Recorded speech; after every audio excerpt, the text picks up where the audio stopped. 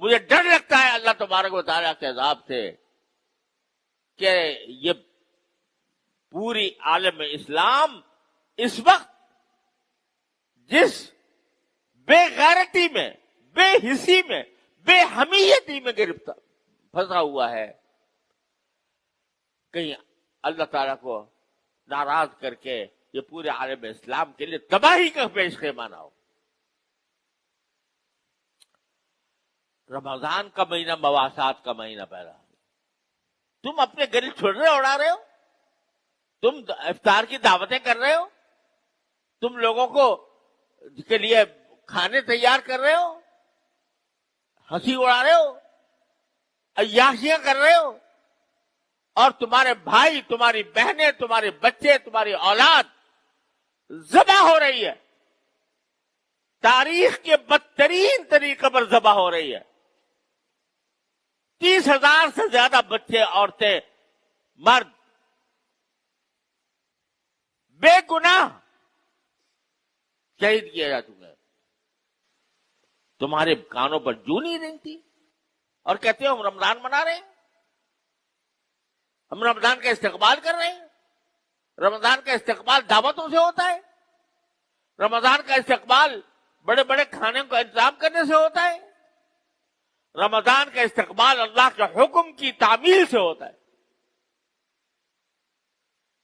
کیا کیا تم نے اس رمضان کے اندر اپنے فلسطینی بھائیوں بہنوں کے لیے؟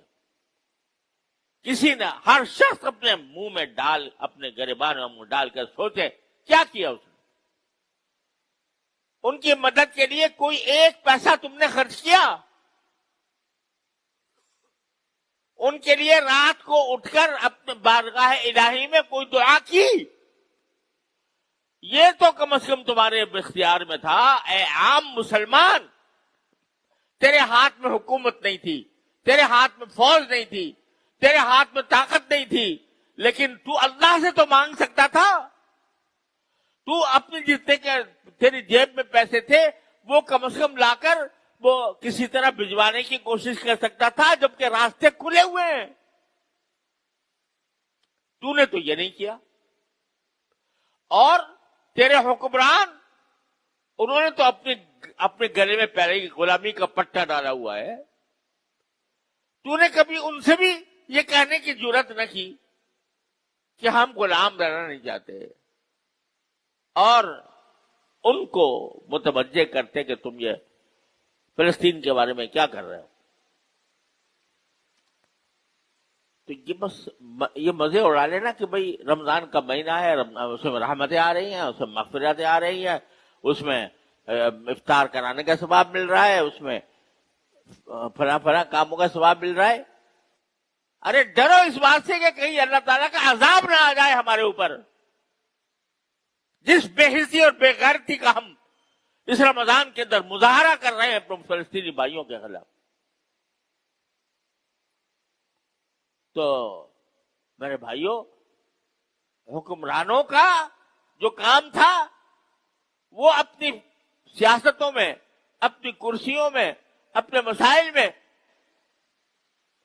وہ ان کا سارا سوچ فکر کا محور وہ اپنی سیاست ہے۔ ان کو پتہ نہیں، پتہ ہونے کے باوجود جوں نہیں رینگ رہی ان کے اوپر۔ تو آخر عوام ہی ہوتے تھے جو اپنی حکومتوں کو آمادہ کرتے ہیں، عوام ہی کھڑے ہوتے ہیں، اپنی حکومتوں سے مطالبہ کرتے ہیں کہ بھئی تم یہ کام کیوں نہیں کرتے؟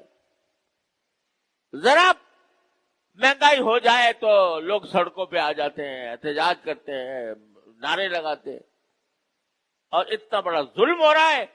مسجد اقصی پکار رہی ہے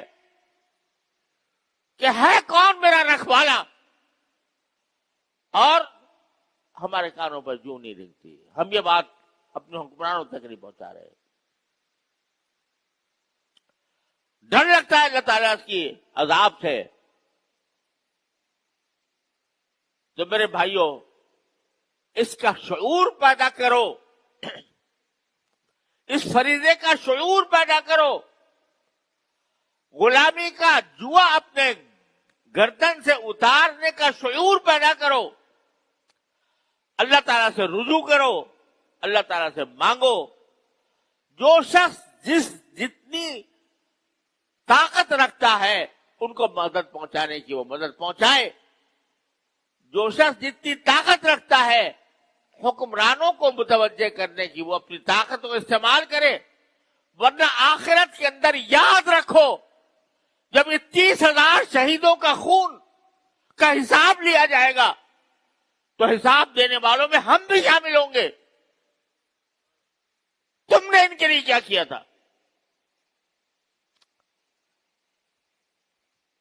اتنا نہیں ہو سکتا تم سے کہ تم ایک دن کی آمدنی کا 1 روپیہ تم ان کے واسطے مخصوص کر دو اور اپنی آمدنی میں سے کچھ حصہ اپنے مظلوم بہن بھائیوں کے لیے پہنچانے کا انتظام کرو.